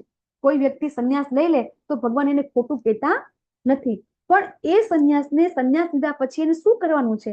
તો સંન્યાસ લીધા પછી એને પૂરા સમાજને ભગવાન પ્રત્યેની ભક્તિ આપવાની છે, ભગવાનનું જ્ઞાન આપવાનું છે. દરેક વ્યક્તિને એને સાચા માર્ગદર્શન આપવાનું છે. એ સંન્યાસીનું કર્મ છે. સંન્યાસ લીધા પછી એને કે એકલા રહેવાનું, જંગલમાં જઈને એકલા તો ક્યાંથી રહેવાનું, આને સંન્યાસી કહેવાય છે. પણ ભગવાન એમ કે છે કે આ બંનેમાં ભક્તિયુક્ત કર્મ શ્રેષ્ઠ છે, બરાબર? તો એ વસ્તુ ભગવાન આપણને આ કર્મયોગની અંદર સમજાવે છે કે કેવી રીતે કૃષ્ણ ભાવનાયુક્ત કર્મ છે એ કર્મ છે એ સંન્યાસ કરતા શ્રેષ્ઠ છે. અહીંયા આપણને એ સમજાવવાનું છે. ઘણા બધા લોકો ઇવન ઇસ્કોનની અંદર પણ ઘણા યંગ્સ છે એ આ સમજી શકતા નથી અને શું કે છે, અમારે લગ્ન કરવા નથી, હવે તમારે ઘર છોડી દેવું છે. તો ક્યારે ઇસ્કોનની અંદર આવું સમજાવવામાં આવતું નથી. હવે આજે હું તમને જે સમજાવું છું એમાં બધા વ્યક્તિને પૂરેપૂરું સમજણ ના પડે. કોઈ પોતાની રીતે સૌ રીતે બધું તારણ કાઢી શકે છે. તો જ્યારે કોઈ જ્ઞાન આપવામાં આવે છે ત્યારે એ સમજાવવામાં આપે છે તો કોઈ વ્યક્તિ એવું સમજી લે છે કે ના, કર્મનો ત્યાગ શ્રેષ્ઠ છે અને ભગવાનની ભક્તિ શ્રેષ્ઠ છે. તો કે ભગવાનની ભક્તિ કરવી હોય તો સંસાર ત્યાગી દો. ભગવાને ક્યારેય એવું કીધું નથી કે તમે સંસાર ત્યાગી દો. કોઈ વ્યક્તિ એવું કરે અથવા તો કોઈ અત્યારે યંગ હોય અને એ જેને કહેવાય ને કે હંમેશા જે યંગ હોય એનામાં જોમ હોય, એકદમ જેને કહેવાય ને તરવરાટ હોય, તો એ તરવરાટમાં શું કે છે, મારે લગ્ન નથી કરવું, મારે તો ઘર છોડી દેવું છે. તો આ વસ્તુ ભગવાને ક્યારેય કીધી નથી અને હંમેશા ભગવાને તો ગૃહસ્થ ધર્મને શ્રેષ્ઠ ધર્મ આપણને કીધો છે. તો આ રીતે ભગવાન અહીંયા સમજાવે છે કે કઈ રીતે. હવે ધર્મના 6 પ્રકારો શું છે, જો કોઈને ખબર હોય તો હાથ ઊંચો કરો. ધર્મના પ્રકારો શું છે? તો આપણો જે શાસ્ત્ર છે, વેદની અંદર ટોટલ આપણને છે 3 કાંડ આપેલા છે. જ્ઞાનકાંડ, ઉપાસના કાંડ અને ત્રીજો છે જ્ઞાન, ઉપાસના અને કોઈને ખબર છે? હરે કૃષ્ણ. કર્મકાંડ માતાજી. કર્મકાંડ. યસ. તો આ 3 પ્રકારના કાંડ આપેલા છે વેદની અંદર. તો ધર્મની વ્યાખ્યા પણ આપણા વેદની અંદર આપેલી છે, આપણા પુરાણોની અંદર આપેલી છે અને ભગવદ્ ગીતાની અંદર પણ આપેલી છે કે ધર્મ એટલે શું. બરાબર. તો સૌથી પહેલા તો ધર્મની વ્યાખ્યા છે ને આપણને ભાગવતની અંદર મળે છે કે ધર્મ તું સાક્ષાત ભગવત પ્રણીતમ. એ શ્રીમદ ભાગવતમની અંદર 6ઠા સ્કંદના 3જા અધ્યાયનો 19મો શ્લોક છે કે જે ભગવાન કે છે ને એ જ ધર્મ છે. બરાબર. અને પછી એ વસ્તુ છે એ આપણને ભાગવતમની અંદર જ પહેલા સ્કંદની અંદર જે બીજા અધ્યાયની અંદર શ્લોક છે, સવૈ પુંસામ પરો ધર્મો, સવૈ પુંસા પરો ધર્મ યતોર ભક્તિર અધોક્ષજે યયાતિ સ યાત્મા અહેતુકી અપ્રતિહતા અયાત્મા સુ પ્રસિદ્ધતિ. આવો શ્લોક આવે છે. એનો અર્થ એમ છે કે દરેક મનુષ્યનો જે પરમ ધર્મ છે ને એ શું છે? તો કે એ ધર્મ છે અધોક્ષજ એટલે ભગવાન શ્રી કૃષ્ણ. એને પસંદતા કરવાનો છે કે એવી ભક્તિ કરવાની છે કે એને પસંદ કરી શકાય. તો કે ભક્તિ પણ કેવી? તો કે અહેતુકિક, કે એવી ભક્તિ કે જેમાં આપણો કોઈ સ્વાર્થ ન હોય, આપણો કોઈ હેતુ ન હોય. કે આપણે અત્યારે ભક્તિ કરતા હોઈએ તો આપણી ઘણી બધી ઈચ્છા હોય કે આપણે ભક્તિ કરીશું, ભગવાનને પ્રાપ્ત કરીશું, ભગવાનની પાસે જશું અને ભગવાન પાસે માગીશું. તો ભગવાન કહે છે કઈ વાંધો નહીં, આપણને ભગવાન 7મા અધ્યાયમાં સમજાવશે કે 4 પ્રકારના લોકો ભગવાનના શરણે આવે છે, દુઃખાર્થી, અર્થાર્થી, જિજ્ઞાસુ અને જ્ઞાની. તો આવા ભક્તો ભગવાનના શરણે આવે છે અને ભગવાન પાસે કઈ ને કઈ માંગે છે. તો ભગવાન એને ખરાબ ગણતા નથી. પણ આપણો પરોધર્મ શું છે એ આપણને સમજાવે છે કે જે વસ્તુ છે ભગવાન પ્રત્યે આપણને લઈ જાય એ વસ્તુ છે પરમ ધર્મ છે. તો અહીંયા આપણને ધર્મના 6 પ્રકાર આપવામાં આવેલા છે કે વિધર્મ, પરોધર્મ, ઉપધર્મ, ચલાધર્મ, ધર્મ આભાસ અને પરોધર્મ. તો હવે આપણે મનુષ્ય જન્મ થાય છે ને આપણે, તો મનુષ્ય જન્મની છે 4 જન્મજાત ખામીઓ છે. એમાં એક ખામી છે ને એ છેતરપિંડી કરે છે. બરાબર. મનુષ્યની 4 ખામીમાં પહેલી ખામી છે ને એ હંમેશા ભૂલો કરે છે, ભૂલો કરતા રહે છે. બીજી ખામી છે એ મોહમાં સપડાય છે. ગમે તેવી વ્યક્તિ જ્ઞાની હોય તો એ વ્યક્તિને મોહ પામે જ છે એ વ્યક્તિ. પછી એની છેતરવાની વૃત્તિ હોય છે અને એની ઇન્દ્રિયો અપૂર્ણ હોય છે. તો એ પ્રમાણે આપણા જે ધર્મ છે એ ધર્મની અંદર એક આપણો છેતરપિંડી ધર્મ પણ અંદર આવે છે. તો આ પ્રકારના આપણા 6 ધર્મ છે. બરાબર. તો પછી આપણને ઘણી વખત એવું થાય છે ને કે આપણે બધી સેવાઓ કરતા હોઈએ છીએ, પુણ્ય કર્મ કરીએ છીએ, તો શું એ માધવ સેવા સમાન છે? તમને કોઈને જવાબ આપવો હોય તો આપી શકો છો કે શું માનવ સેવા એ ભગવાનની સેવા છે? ઘણા બધા કહેતા હોય છે, કે માનવ સેવા એ પ્રભુ સેવા. તો આ છે? યસ આકૃતિ માતાજી. ના માતાજી. નથી. બરાબર. શા માટે નથી એ કહી શકશો? કારણ એમાં ભગવાન કૃષ્ણ સામેલ નથી. આપણે માણસનું જ હિત કરી રહ્યા છે, ભગવાનની સેવા નથી કરી રહ્યા. બહુ સરસ માતાજી. જો કોઈ જગ્યાએ કોઈ શાસ્ત્રની અંદર આવું વાક્ય લખેલું નથી. આ વાક્ય છે માયાવાદીનું. બરાબર. કે એ લોકોને શા માટે એવું કરવું છે કે ભાઈ ભગવાનની સેવા કરવી નથી અને માનવ સેવા કરી અને પોતાને શું પ્રસિદ્ધિ મેળવવી છે. જ્યારે કોઈ વ્યક્તિ તમે જોશો કે ક્યાંય દાન કરે છે તો પોતાનું નામ લખાવે છે. કોઈ વ્યક્તિ એવી છે કે નામ લખાવ્યા વગર દાન કરે છે? નથી કરતા ને. અને બીજું કે જ્યારે આપણે કોઈ એવી વ્યક્તિ છે કે દાખલા તરીકે કોઈ તમારા ઘરે ભૂખી વ્યક્તિ આવી ગઈ, તો આજે તમે એને ખવડાવી દીધું, બરાબર, તો કાલે તમે પછી શોધવા જશો ને ખવડાવવા જશો એને કે હા મેં આજે એને ખવડાવ્યું તું, કાલે એને ખવડાવીશ, કાલે તો ભૂખ્યું થઈ જશે. તો એને એવી વસ્તુ આપો કે એ કાયમ માટેની ભૂખ સંતોષાઈ જાય, બરાબર. કોઈ વ્યક્તિને તમે ધાબળો ઓઢાડો છો તો ધાબળા ઓઢવા જાઓ છો તો એ 1 વર્ષ ચાલશે, એને 6 મહિના ચાલશે, પાછું એને જરૂર પડશે તો શું તમે શોધીને દેવા જશો? તમે નથી દેવા જવાના. એના કરતા એવું કામ કરો કે જેથી એને પોતાને કોઈની પાસે માંગવા જવું જ ન પડે. એને પોતાને ખબર પડી જાય કે મારું કર્તવ્ય કર્મ શું છે, મારે શું કરવાનું છે. એ જ્ઞાન તમે એને આપી દેશો તો ઓટોમેટિક સેવા થઈ જશે. તો એને આપવાનું છે ભગવાનનું નામ, આપણે આપવાનું છે. કઈ રીતે? કે એ ભગવાનનું નામ છે, ફક્ત ને ફક્ત ભગવાનનું નામ આપવાથી એ વ્યક્તિનો ઉદ્ધાર થવાનો છે. કઈ રીતે? કે આ જન્મમાં તો એ ભોગવી રહ્યો છે, કે આ જન્મમાં એ ભીખ માંગે છે કે કઈ અનાથ આશ્રમમાં છે, તો એને આપણે જ્યારે કઈ બી સેવા કરીશું તો એનાથી એનો આ જન્મ પણ નહીં સુધરે અને આવતો જન્મ પણ નહીં સુધરે. તો આપણે એવું કર્મ કરવાનું છે કે જેથી કરીને એનો આ જન્મ પણ સુધરે અને આવતો જન્મ પણ સુધરે. તો આવું કામ કેમ કરવું છે એના માટે જ આ ગીતાનું આપણે જ્ઞાન લેવાનું છે, બરાબર છે. તો આ માટે હવે આના માટે એક બહુ સરસ સ્ટોરી છે, ભાગવતની અંદર આવે છે. રાજા નૃગ છે, અને આ રાજા નૃગ છે એ આપણા પ્રભુ શ્રી રામ છે ને એમના જે પૂર્વજો છે, કોણ છે? ઈક્ષ્વાકુ રાજા, એના વખતના આ નૃગ રાજા છે. તો એ નૃગ રાજા છે, એમને એવું હતું કે બહુ એ દાન પુણ્ય કરતા હતા. એમને એમ હતું કે આ જન્મમાં મને બહુ સરસ સુખ સંપત્તિ છે, તો હું આવતો જન્મ પણ બહુ સરસ સુખ સુવિધા ભોગવું, એમ કરી અને એ દાન કરતા હતા. અને કેવું દાન? રોજ આપણને ખબર છે પહેલાના જમાનામાં ગાયોનું દાન શ્રેષ્ઠ કહેવાતું હતું, તો એ રોજ 1 લાખ ગાય દાન કરતા હતા. અને એ પણ કેવી? સોનાના શિંગડા મઢેલી ગાયની, એના ચાંદીના પગે ચાંદીની ખરી લગાવેલી, આવી 1 લાખ ગાયો રોજ દાન આપતા હતા. હવે એક દિવસ એવું બન્યું કે એક વખત એક બ્રાહ્મણને સવારમાં એને 1 લાખ ગાયો દાનમાં આપી. એ બ્રાહ્મણ છે એ ગાયો લઈને જતો રહ્યો. હવે બન્યું એવું કે ગાય તો પશુ કહેવાય, તો એ પાછી જ્યાં એનો જે તબેલો હતો ને ત્યાં ફરતી ફરતી પાછી તબેલામાં આવી ગઈ, કે જ્યાં બધી ગાયો ઓલરેડી ગાય રાજાની બધી બાંધેલી હતી ત્યાં પાછી આવી ગઈ. હવે બીજે દિવસે રાજાએ શું કર્યું કે જે પ્રમાણે નિત્યક્રમ પ્રમાણે પોતાની પાછી બીજી 1 લાખ ગાયો છે એ આપી દીધી. એમાં પાછી પેલા કાલે જે ગાયને આપી હતી દાન, એ ગાયને પાછી ફરીથી દાન આપી એને. તો હવે એ નૃગ રાજા છે એ ત્રેતાયુગના હતા, તો એને બધું જ્ઞાન તો હતું જ, અને એને બધા શાસ્ત્રો વાંચેલા હતા, એટલે એને ખબર તો પડી ગઈ કે આ જે મેં કામ કર્યું છે. એને જયારે ખબર પડી, પેલો બ્રાહ્મણ છે ને એ જેને 1 લાખ ગાય આપી હતી, એને જયારે સવારમાં બીજે દિવસે જોયું કે એની ગાયમાં 1 ગાય ઓછી છે, તો એ શોધતો તબેલામાં આવે છે. તો ત્યાં જઈને જોયે છે તો ઓલી જે ગાય હતી એ તો પાછી દાનમાં આપી દીધી હતી.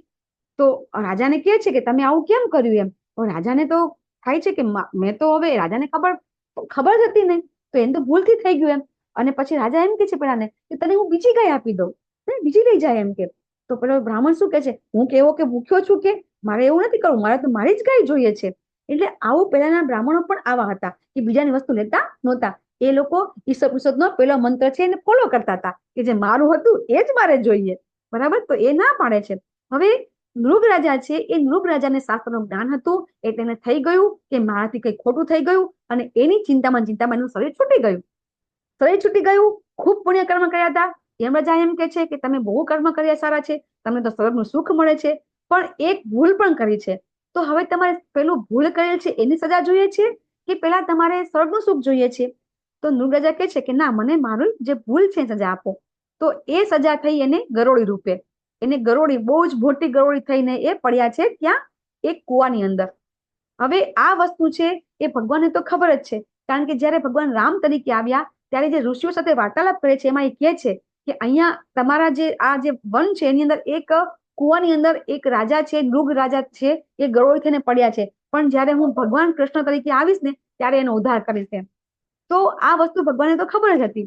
અને પછી ભગવાન રામ જતા રહ્યા, દ્વાપર યુગમાં ભગવાન શ્રી કૃષ્ણ આવ્યા. આપણને ખબર છે ભગવાને તો 16,000 રાણીઓ હતી, એક રાણીને 10 પુત્ર હતા.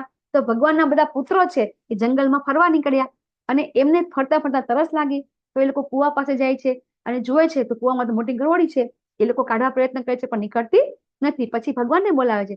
ભગવાન જેવો હાથ ટચ કરે છે ગરોળીમાંથી, ભગવાન નૃગ રાજા થઈ જાય છે. ભગવાન પૂછે છે કે રાજા શું થયું? નૃગ રાજા પછી બધી કહાની કહે છે. અચ્છા, તો કે તમને કે ચલો સજા મળી તો સમજી ગયા, પણ કે તમને મારું દર્શન કેવી રીતે થયું?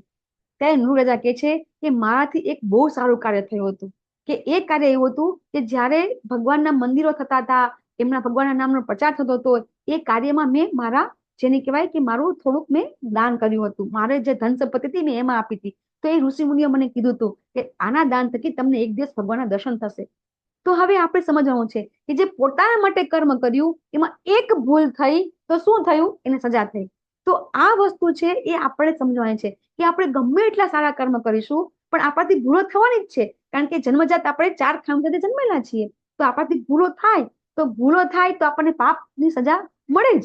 કારણ કે મેં તમને કાલે પણ સમજાવ્યું હતું કે અજાણતા પણ દાજી જવાય તો એનાથી આપણને એનું સજા થાય છે. તો એ રીતે આપણને પાપના ફળ તો મળે જ છે. તો આપણે એ રીતે આપણે દાન પુણ્ય કરતા આપણે અચકાવવું જોઈએ, અથવા તો આપણે થોડું ધ્યાન રાખવું જોઈએ કે કઈ રીતે આપણે છે એ આપણે આપણું જે કર્મ છે કરવું જોઈએ અને કઈ રીતે આપણે દાન કરવું જોઈએ. હજી આપણે આગળ 17મા અધ્યાયમાં બહુ સારી રીતે આવશે.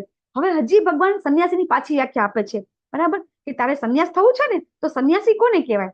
તો ભગવાન કહે છે કે જે કર્મફળનો તિરસ્કાર જે નથી કરતો અને કર્મફળની આશા પણ રાખતો નથી, કોઈ વ્યક્તિ છે એને નિત્ય સંન્યાસી કહેવાય. એટલે શું?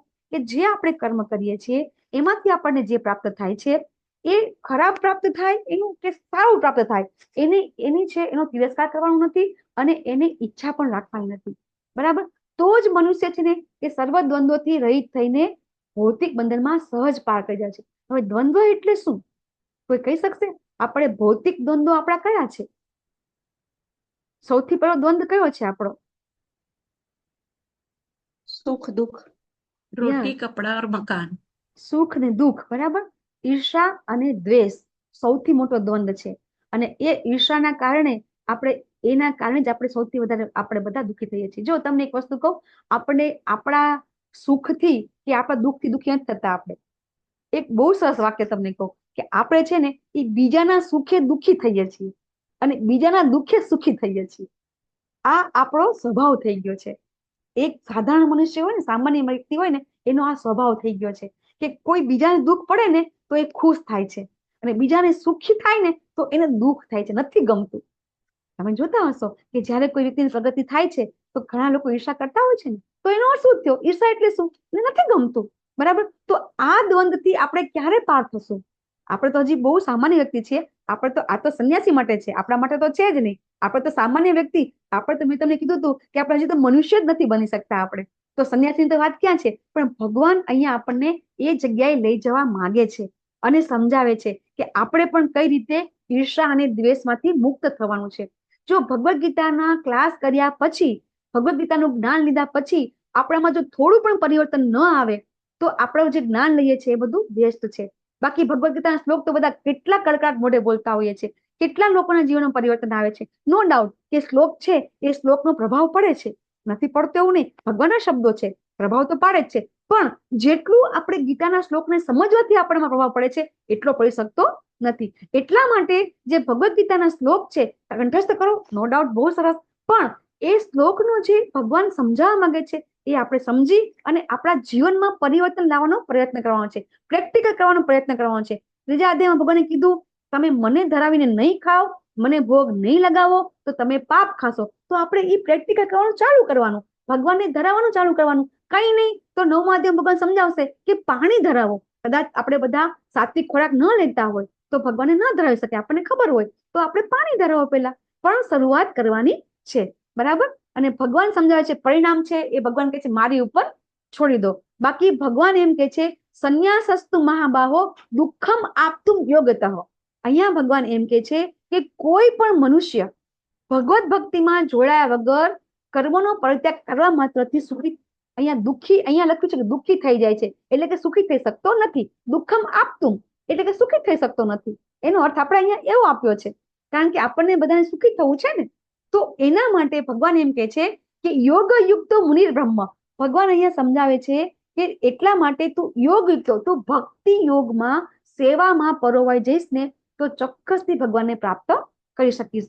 તો હંમેશા કોઈ પણ સંન્યાસી હોય, આ બધા સંન્યાસી તમે દેખાય છે, આ બધા ફોરેનરો છે. અત્યારે આપણા ઇસ્કોનના ફોરેનની અંદર એટલા બધા ભક્તો છે કે જે ભક્તો આપણે નથી કરતા ને એવું સંકીર્તન ગલીઓમાં કરે છે.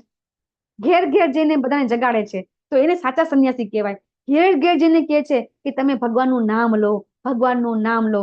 કારણ કે એક હરેર નામ કેવલમ. આપણે કલયુગની અંદર કલો નાસ્તેવ ગતિર અન્યથા. આપણે ગઈકાલે બૃહદ નારદ પુરાણનો આપણે શ્લોક જોઈ ગયા કે કઈ રીતે આપણને ભગવત ધામ જવું હશે તો ભગવાનનું નામ આપણને કામ લાગશે. તો એટલા માટે હવે ભગવાન શું કહે છે કે જ્યારે કોઈ વ્યક્તિ છે ને પોતાની મન અને ઇન્દ્રિયને વશમાં રાખી લે ને તે સૌને પ્રિય હોય. આપણને બધાને મિત્ર બનવું ગમે છે. કોઈ વ્યક્તિ એવી હશે કે જેને કોઈના શત્રુ બનવું ગમે? આપણને બહાર ઘરમાં બધા પ્રેમ કરે એવું આપણને ગમે છે ને? કોઈ વ્યક્તિ એવું નથી હોતું કે એને કોઈ જેને કહેવાય દ્વેષ કરે. તો એના માટે બધાને પ્રિય થવું હોય ને તો હંમેશા મનુષ્ય શું કરવું જોઈએ? તો ઇન્દ્રિયોને વશમાં. ઇન્દ્રિયો એટલે શું એ આપણે હજી ડિટેલમાં 7મા અધ્યાયમાં 13મા અધ્યાયમાં આપણે સમજીશું. આપણે આગળ તો સમજ્યા કે આપણી 5 જ્ઞાનેન્દ્રિયો, 5 કર્મેન્દ્રિયો છે, બરાબર? તો એના થકી આપણે કર્મ કરતા હોઈએ છીએ. તો એ જ્ઞાનેન્દ્રિયો અને કર્મેન્દ્રિયોને જો આપણે વશમાં રાખી શકીશું તો જ આપણે પ્રિય બની શકીશું. તો હવે એને કેવી રીતે એ કરવું અશક્ય છે, એ કેવી રીતે થઈ શકે? તો ભગવાન આપણને આગળ સમજાવશે કે આ જગતમાં રહીને જ આપણે આપણી ફરજ નિભાવી શકીએ છીએ. કઈ રીતે નિભાવી શકીએ છીએ? તો મેં તમને સમજાવી દીધું, બરાબર? તો જેવી રીતે આપણે ભગવાન છે ને જ્યારે કોઈ વસ્તુ અઘરી આવે ને ત્યારે ભગવાન છે ને એક એક્ઝામ્પલ આપે છે. જેવી રીતે આપણે ગઈકાલે સમજ્યા હતા ને કે પરમ દિવસે કે અર્જુનજી ભગવાનને પૂછે છે કે કોઈ એવું કામ આપણે નથી કરવું તો કેમ થઈ જાય છે? અને ભગવાન સમજાવે છે એનું કામ છે કામ. તો પછી અર્જુનજી પૂછે છે તો કે એ કામની કઈ માત્રા ખરી કે આપણે કઈ રીતે આપણને ખબર પડે કે આપણામાં કેટલો કામ છે? ત્યારે ભગવાન સમજાવે છે ને કે જેવી રીતે અગ્નિ છે એ ધુમાડાથી આવૃત છે, દર્પણ છે ધૂળથી છે, ભ્રૂણ છે એ જેવી રીતે ગર્ભ છે ભ્રૂણથી આવૃત છે, કે એની અંદર કે જે કોઈ વ્યક્તિ એટલો બધો ભક્તિભાવ વાળો હોય કે એને થોડીક તમે એમ સેજ હિન્ટ આપો ને તો ભક્તિમાં આવી જશે તરત. તો એટલે કે એ અગ્નિને જે રીતે ધુમાડો હોય એમાં સેજ ફૂંક મારે તો એ તરત જ એને પોતાનું જે કહેવાય કે પોતાનું મૂળ સ્વરૂપ છે એનું જ્ઞાન પ્રાપ્ત થઈ જાય છે. પછી કોઈ વ્યક્તિની કામ વાસના વધારે હોય, પાપ વધારે હોય તો એ જલ્દી સમજી શકતું નથી. એને તમે ગમે એટલું કહો કે ગીતાના ક્લાસ કરો તો એ નહીં કરી શકે. એને ભગવાન જ ના પાડશે, બરાબર? કે કારણ કે એ દર્પણ છે ધૂળથી, એટલે કે જે દર્પણ ઉપર ધૂળ હોય તો સાફ કરતા થોડીક મહેનત લાગે. ભગવાન આપણને ત્યારે એક દ્રષ્ટાંત આપે છે. અને પછી ગર્ભ છે ભ્રૂણથી. ઘણાના પાપ કર્મો એટલા બધા હોય કે એને વારંવાર કહો તો પણ છતાં ભગવાનનું જ્ઞાન લેવા નથી આવતા. કારણ કે એનો એક સમય નક્કી છે કે જેવી રીતે 9 મહિને જ પ્રસવ થાય, જે અમુક પશુનો અમુક ટાઈમ ફિક્સ છે કે એટલા ટાઈમ પછી જ એ વ્યક્તિ છે ભગવત ધામ જઈ શકશે, ભગવાનની ભક્તિ કરી શકશે. તો એવી રીતે એના જેવા કર્મ છે એ પ્રમાણે વ્યક્તિ ભક્તિમાં આગળ આવી શકે છે. તો હવે અહીંયા જ્યારે કોઈ અર્જુનજીને તકલીફ પડે છે સમજવામાં તો ભગવાન હવે એક્ઝામ્પલ આપે છે. તો કે જેવી રીતે કમળપત્ર છે ને એ જળથી અસ્પર્શ રહે છે. અમે લોકોને જોવું હોય તો તમે જોઈ શકો છો. તમે જ્યારે કોઈ કમળનું જે પાંદડું છે એની પર પાણી રેડશો તો એની ઉપર એક વેક્સનું કોટેડ હોય છે. પાણી ટકતું નથી, ઓટોમેટિક એ નીકળી જાય છે. ત્યારે અર્જુનજીને ભગવાન સમજાવે છે એવી રીતે આપણે છે આપણા કર્મ છે એમાં આસક્તિ નથી રાખવાની. એમાં આપણો જે છે ને આપણો પ્રેમ, આપણો મોહ આપણે કહીએ છીએ ને એમાં આપણો મોહ નથી રાખવાનો. અને એ જે કર્મના ફળ છે એ ભગવાનને આસક્તિ થઈને આપણે આપવાના છે. એ જે આપણને બહુ જ ગમે છે. આપણે દાખલા તરીકે હું નોકરી કરું છું તો મને જે પગાર મળે છે મેં આખું મહિનો નોકરી કરી છે તો એ બધું મારું જ છે. તો એમાં મારો જેને કહેવાય કે મોહ છે, બરાબર? તો ભગવાન કહે છે આ મોહ રાખ્યા વગર જ્યારે આપણે ભગવાનને આપી દેશું તો ભગવાન પાછું જ આપણને આપશે. ભગવાન કઈ રાખી લેતા નથી. આપણે સમજી ગયા કે ભગવાન પાસે તો અગાધ ઐશ્વર્ય છે, એમને આપણે કઈ જરૂર નથી. તો એવી રીતે આપણે પણ પાપ કર્મથી ક્યારે અલિપ્ત રહેશું? જેવી રીતે આ કમળપત્ર જે અલિપ્ત રહે છે એવી રીતે આપણે પણ અલિપ્ત રહેશું. ભગવાન અહીંયા એવી રીતે સમજાવે છે. તો એવી રીતે જે કોઈ વ્યક્તિ છે એ મન, બુદ્ધિ અને ઇન્દ્રિયો દ્વારા આત્મસિદ્ધિ માટે કામ કરે છે. વસ્તુ સમજવી થોડી અઘરી છે. કઈ રીતે આપણે આપણું મન, બુદ્ધિ અને ઇન્દ્રિયોને આપણે કઈ રીતે શુદ્ધ કરી શકીશું? તો એના માટે આપણે 5 ઘોડાવાળું ચિત્ર તમારે યાદ કરો કે જે ઇન્દ્રિયો છે એ ઘોડા હતા, બરાબર છે? મન છે એ લગામ છે, બુદ્ધિ છે એ શું છે? એની સારથી છે, અને જે આત્મા છે એ પાછળ બેઠો છે. તો જ્યારે આપણે આપણી બુદ્ધિને આધ્યાત્મિક કરીશું ને તો ઓટોમેટિક છે ને એ આપણો જે મન છે એ મનને દોરવણી આપશે કે ભાઈ તું ખોટું કામ કરે છે. એ કરવા માટે આપણને ભગવાન હજી આગળ આપણને સમજાવશે કે કઈ રીતે ભગવાન કે છે. તો કે છે કે એ વ્યક્તિ છે ને, એ વ્યક્તિ પોતાના સર્વ કર્મ પર મને અર્પિત કરે છે ને, અને જે મનુષ્ય ભગવાન સાથે સંલગ્ન નથી થતો ને, એ શ્રમના ફળનો લોભી છે. અહીંયા ભગવાન હવે પાછું જે નથી કરતા એનું કે છે, કરતાની વાત ભગવાન પછી કરશે. પહેલા ભગવાન એમ સમજાવે છે કે જે વ્યક્તિ પોતે પોતાના માટે, આપણે જેને ગૃહસ્થ કહીએ છીએ ને, આપણે ગૃહસ્થ નથી, આપણે બધા ગુરુ મેધી છીએ. આપણી જાતને આપણે બધા ગૃહસ્થ કહીએ છીએ ને, પણ ખરેખર આપણે ગુરુ મેધી છીએ. ગૃહસ્થ ક્યારે કહેવાય? કે ગૃહસ્થ આશ્રમ એને કહેવામાં આવે છે કે બાકીના જે આશ્રમ છે, કે બ્રહ્મચર્ય આશ્રમ છે, વાનપ્રસ્થ આશ્રમ છે અને સંન્યાસ આશ્રમ છે, એ ત્રણ આશ્રમને પોતે નભાવે એને ગૃહસ્થ આશ્રમ કહેવાય. તો આપણે જે પણ કર્મ કરીએ, જે બી પ્રાપ્ત કરીએ, એ તો ફક્ત મારું ઘર, મારા બાળકો અને મારો સમાજ, આનાથી આગળ કરી શકતા નથી. તો ભગવાન કે છે કે શ્રમ તો એ તો ફળનું લોભી છે, અને એટલે એ બદ્ધ થઈ જાય છે. એટલે બદ્ધ એટલે શું? બંધન. આપણને આપણા કર્મનું બંધન લાગે છે, અને એના કારણે આપણે ઉપર નીચે ગતિ કરીએ છીએ. જેવા કર્મ કરીએ છીએ એ પ્રમાણે આપણે આગળ પણ સમજ્યા, સારા કર્મ કરીએ તો સ્વર્ગ પ્રાપ્ત થાય, ખરાબ કર્મ કરીએ તો નર્ક પ્રાપ્ત થાય. એટલે આપણું જે ફળ છે એ ફળનું બંધન લાગે છે, અને આપણે ક્યારે એમાંથી મુક્તિ પામી શકતા નથી. તો એટલા માટે ભગવાન એમ કે છે કે જ્યારે કોઈ વ્યક્તિ છે દેહધારી જીવાત્મા, આપણે બધા કેવા છીએ? દેહધારી છીએ. તો આપણે જ્યારે પ્રકૃતિના વશમાં, પ્રકૃતિ એટલે શું? આપણે આપણા 3 ગુણો આપણે આગળ સમજીશું કે આપણા તો 3 ગુણો છે, રજસ, તમસ અને સત્વ.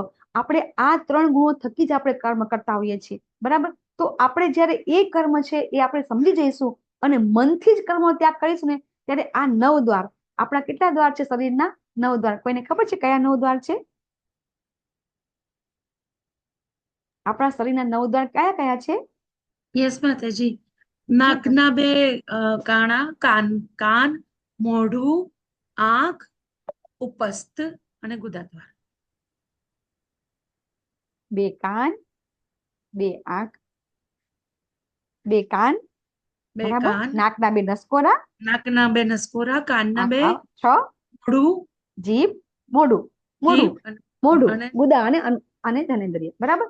તો આપણા બધાના આ 9 દ્વાર છે, બરાબર?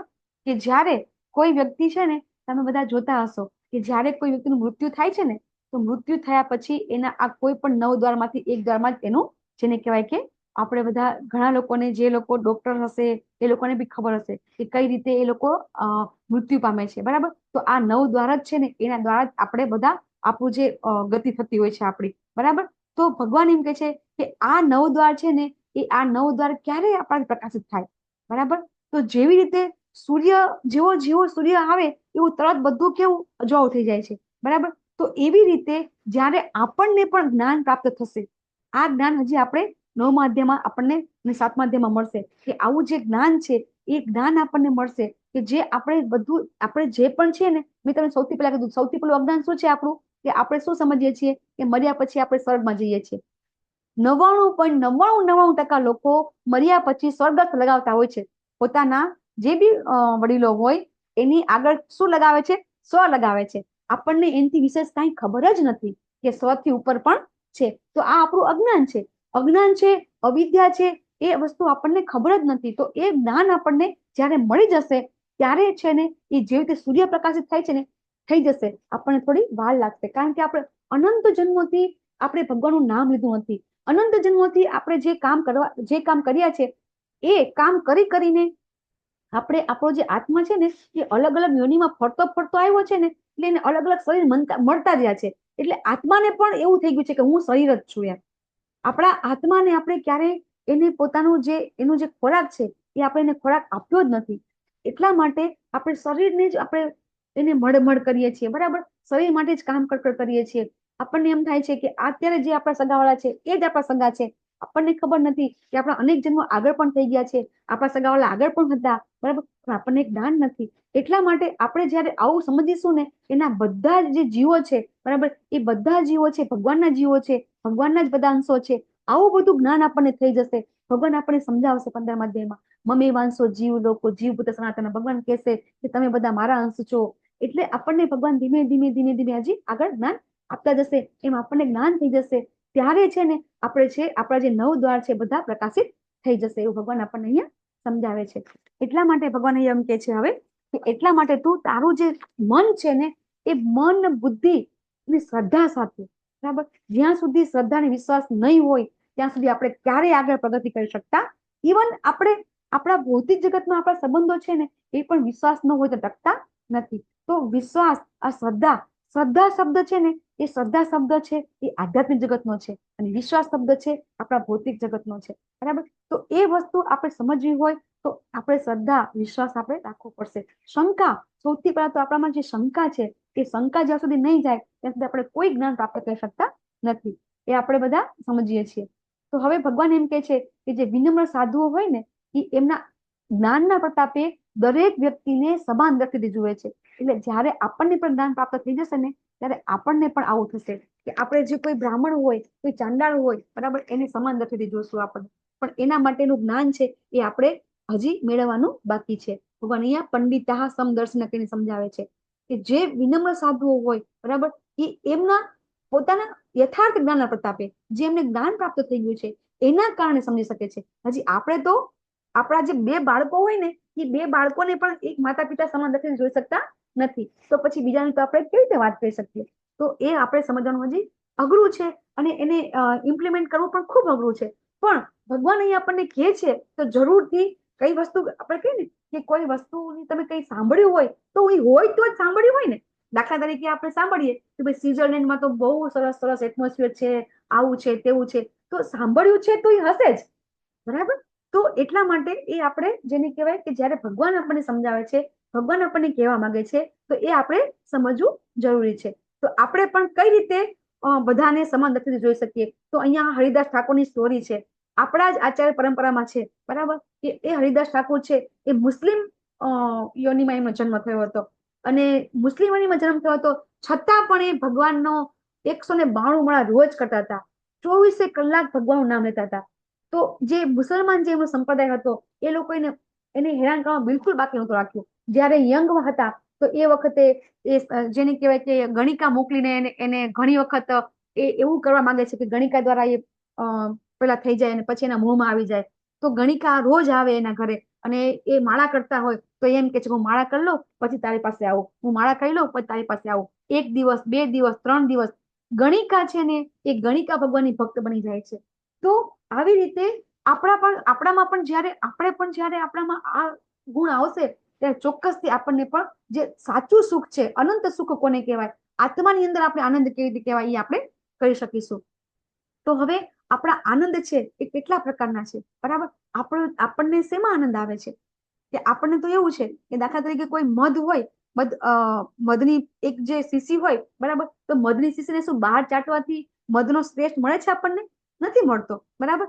આપણને જ્યારે કોઈ બહુ સરસ તમને બહુ જ સુખ લાગતું હોય કે તમે દાખલા તરીકે તમને બહુ જ બહાર ફરવાનો શોખ છે, હું કાયમ બધાને કહું કે આપણને જનરલી કેવું હોય કે આખું અઠવાડિયું આપણે બહુ જ કામ કર્યું હોય પછી આપણને એમ થાય કે ચલો શનિ રવિ આપણે બહાર ફરવા જતા રહીએ, બરાબર. તો આપણે બહાર ફરવા જતા રહીએ, આપણે બહુ આનંદ લાગે, હા હા મજા આવી મજા આવી. પછી ઘરે આવો, ઘરે આવીને પછી શું થાય? એ આનંદ જે થયો હતો ને એ આનંદ યાદ કરીને દુઃખી થઈ જાય, અરે યાર પાછા અહીંયાની આવી ગયા, પેલી બહુ મજા હતી, બરાબર. જે સુખ છે એ સુખ જ દુઃખનું કારણ બને છે. આવા ઘણા બધા એક્ઝામ્પલ તમે લઈ શકો છો કે ઘણી વસ્તુ એવી હોય છે કે જે વસ્તુ આપણને ખૂબ ગમતી હોય અને એના કારણે જ આપણે દુઃખનું કારણ, આપણને એ જ વસ્તુ આપણને આપણા માટે દુઃખનું કારણ પડે છે. તો અહીંયા ભગવાન આપણને આગળ પણ સમજાવશે કે જે આપણું ભૌતિક જગત છે એ દુઃખાલય અશાશ્વતમ છે. જ્યાં સુધી આપણે આ નહીં સમજીએ, જો આપણે એમ જ સમજીશું કે ના અહીં તો સુખ છે, મારે તો 3 ગાડીઓ છે, મારે તો 3-4 ઘર છે, બરાબર, તો અને હું એમાં બહુ સુખી છું. તો ભગવાન એમ કે છે કે મેં આ જગતને દુઃખાલય નામ આપ્યું છે. તો જેવી રીતે ભોજનાલયમાં ભોજન મળે, બરાબર, એવી રીતે દુઃખાલયમાં દુઃખ જ મળે. ગમે એટલી કોઈ વ્યક્તિ હોય, ગમે એટલી સુખી હોય, પણ ભગવાન કે છે એને દુઃખ તો છેવટે જન્મ, મૃત્યુ, જરા, વ્યાધિ આમાંથી છૂટી શકતું નથી. તો જ્યાં સુધી આપણને આ ખબર નહીં પડે કે ના મને દુઃખ તો પડવાનું જ છે, ત્યાં સુધી આપણે દુઃખનું મૂળ જાણી શકશું નહીં. દુઃખનું મૂળ જાણશું ને તો જ આપણને સુખ પ્રાપ્ત થશે. ભગવાન આપણને બહુ સરસ સમજાવે છે. જો આપણે સમજી લેશું ને તો ચોક્કસથી આપણને છે ને જે આપણે જયારે એવું ખબર આપણને આવી જ્ઞાન થઈ જશે ને તો આપણે અત્યારે આપણી પત્ની, આપણને ઘણાને કોઈ પત્ની સારી હોય છે, ખરાબ હોય છે, કોઈના પતિ ખરાબ હોય છે, કોઈ એમ કે મારો પુત્ર મારા કયામાં નથી. તો આ બધું છે ને એ આપણા કર્મના જ ફળ છે. જ્યારે આપણે આ સમજી લેશું ને ત્યારે ઓટોમેટિક આપણે આ જ અત્યારે જે બી આપણી સ્થિતિ છે ને એને આપણે પોતે એને સ્વીકારી અને આપણે છે ને ખૂબ સુખ રહેશું, ખૂબ આનંદમાં રહેશું અહીંયા જ. બરાબર, અહીંયા જ આપણને આનંદ થશે જ્યારે આપણને જ્ઞાન પ્રાપ્ત થશે ત્યારે. એટલે કર્મનું જ્ઞાન અને પછી આપણું જે આત્મા અને પરમાત્માનું જે આપણે બીજા અધ્યાયમાં શીખી ગયા એ જ્ઞાન જ્યારે આપણને મળશે ને એ વખતે આપણે અંતરમાં આનંદ પામીશું અને એ વખતે આપણે પણ બ્રહ્મ જે આપણું અંતિમ ગંતવ્ય છે એ આપણે પામી શકીશું. હવે આ અધ્યાયનો આ છેલ્લો શ્લોક છે અને આની અંદર એ આપણે જે સુખ સુખ સુખ કહેતા હોઈએ છીએ, આપણે એમ કહીએ કે આપણે આ વસ્તુ ભોગવી લઈએ, હું આ ભોગવી લઉં, અને આપણી ભોગવાની ઈચ્છા ક્યારેય પૂરી થતી નથી કારણ કે આપણને ક્યારેય સંતોષ થતો નથી. તો ભગવાન શું કહે છે કે તમે ગમે એટલું ભોગવશો ને તો એમાં તમને સુખ શાંતિ મળશે નહીં, કારણ કે સર્વ જે વસ્તુ છે સમસ્ત જે ઈસબનો પહેલો મંત્ર હતો એમાં પણ ભગવાને કીધું કે બધાનો નિયંતા ભોગતા હું છું. તો અહીંયા આ શ્લોકમાં ભગવાન સ્પષ્ટ કહે છે ભોગતા રામ યજ્ઞ તપસા, મને સર્વ લોક મહેશ્વર, મને સર્વ બધા જ યજ્ઞ તપ અને સમસ્ત લોક, સર્વલોક એટલે બધા જ જેને કહેવાય બ્રહ્મલોક સ્વર્ગલોક બધું જ આવી ગયું, ગ્રહ નક્ષત્ર બધાનો સ્વામી મને માન. બરાબર, અને હું જ પોતે ભોગતા છું. ભગવાન એમ કહે છે પરમ ભોગતા હું છું, બધાનો સ્વામી હું છું, પરમ ભોગતા હું છું. ભોગતા તો છું પણ સાથે સાથે ભગવાન કહે છે સુહૃદ સર્વભૂતાના, હું દરેક વ્યક્તિનો સારામાં સારો શુભેચ્છક મિત્ર તો હું જ છું. જ્યારે આપણને આ સમજાઈ જશે, આપણને જ્યારે એ સમજાઈ જશે કે ભગવાન છે ને એ આપણા સર્વશ્રેષ્ઠ મિત્ર છે, તો પછી આપણે જ્ઞાત્વા મામ શાંતિ ઉચ્ચતી, આ આપણે જાણી જશું ને તો આપણે સંસારના દુઃખોમાંથી શાંતિ પ્રાપ્ત કરી શકીશું. દરેક વ્યક્તિને શાંતિ જોઈએ છે, બધાને કઈ ને કઈ તકલીફ છે જ, કોઈ વ્યક્તિ એવી નથી કઈ તકલીફ નથી. તો આ શ્લોક છે એ શ્લોકને શાંતિ સૂત્ર તરીકે પણ ઓળખવામાં આવે છે, કારણ કે આ શ્લોક જો સમજી જઈએ ને તો ચોક્કસથી આપણને શાંતિ પ્રાપ્ત થાય. એના માટે શું જાણવું પડે કે ભગવાન છે એ ભોગતા છે, આપણે નથી. એ જો જાણીશું ને તો ચોક્કસથી આપણને પણ શાંતિ પ્રાપ્ત થશે. બરાબર, તો આ અધ્યાયનો આપણે સારાંશ લીધો. સંન્યાસ યોગ કે કર્મયોગ અહીંયા આપણે સમજ્યા, નિષ્કામ કર્મ આપણે કે કઈ રીતે કર્મ બંધમાં છૂટી શકાય અને ભગવાન પર ધ્યાન કેન્દ્રિત કરવું જોઈએ કેવી રીતે, તો એ સમજ્યા આપણે આ અધ્યાયમાંથી. બરાબર, વાંછા કલ્પતરુભ્યશ્ચ કૃપા સિંધુભ્યૈવ ચ પતિતાનાં પાવનેભ્યો વૈષ્ણવેભ્યો નમો નમઃ. અનંત કોટિ વૈષ્ણવ કી જય, ગુરુ મહારાજ કી જય, શ્રીમદ ભગવદ ગીતા કી જય. હરે કૃષ્ણ કૃષ્ણ કૃષ્ણ હરે હરે, હરે રામ હરે રામ હરે રામ